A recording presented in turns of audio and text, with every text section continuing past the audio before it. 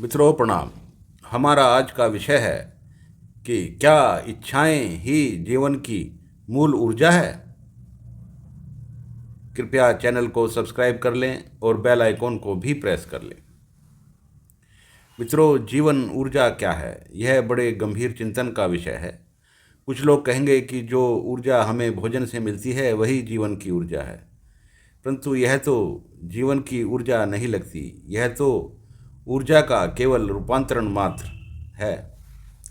भोजन से लेना है और शरीर और मन के माध्यम से उस ऊर्जा का दूसरे कार्यों में प्रयोग करना है।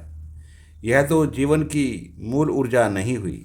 इसका संचालन किस प्रकार होता है? यह कौन सा तंत्र है जो हमें भोजन की आवश्यकता महसूस कराता है और फिर उस ऊर्जा का इस्तेमाल अनेक तरीकों से करता है?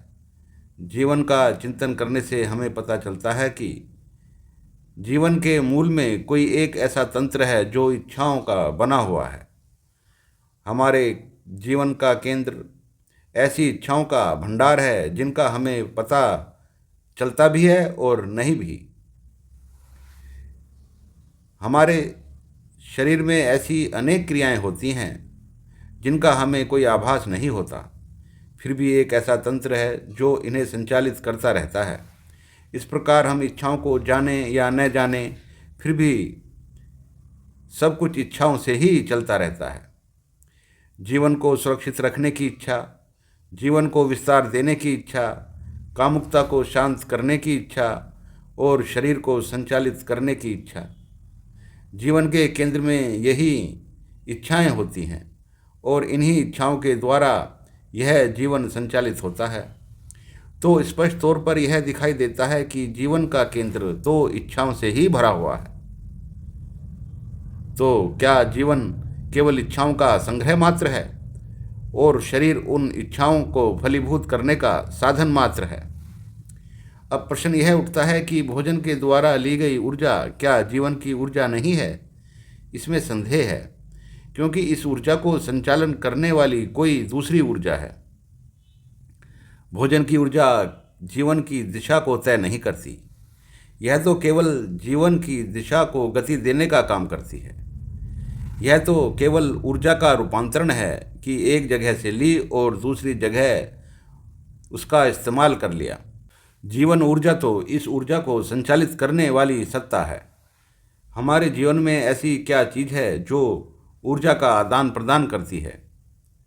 हम सबको ज्ञात है कि जीवन इच्छाओं से ही चलता है, परंतु प्रश्न यह उठता है कि इन इच्छाओं की उत्पत्ति कहाँ से हुई, क्यों हुई? इसके संदर्भ में कुछ अधिक ज्ञात नहीं होता। इस प्रकृति में जीवन की इच्छाओं का विकास धीरे धीरे हुआ। ये जीवन की इच्छाएं करोड़ों वर्षों की प्राकृतिक क्रियाओं का प्रतिदान है और जहाँ ये संग्रहित होती हैं उसको हम जीवन तत्व कह सकते हैं। अर्थात जीवन तत्व ही जीवन की ऊर्जा का केंद्र है जो इच्छाओं के माध्यम से प्रकट होता है। इसी जीवन तत्व को दार्शनिकों ने आत्मा कहा है। सारा जीवन आत्मा के द्वारा संचालित होता है और इन इच्छाओं का केंद्र आत्मा है। दूसरे शब्दों में कहें तो ये इच्छाएं ही आत्म तत्व है।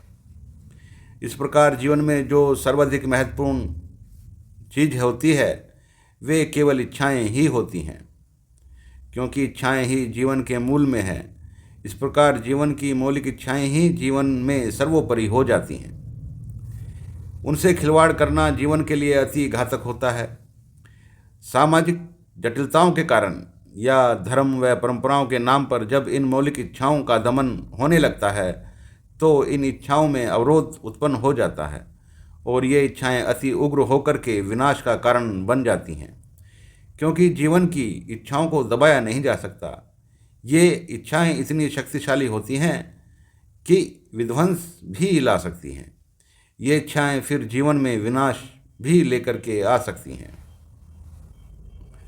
मित्रों, जीवन की मौलिक इच्छाओं का विरोध जीवन की ऊर्जा का विरोध है।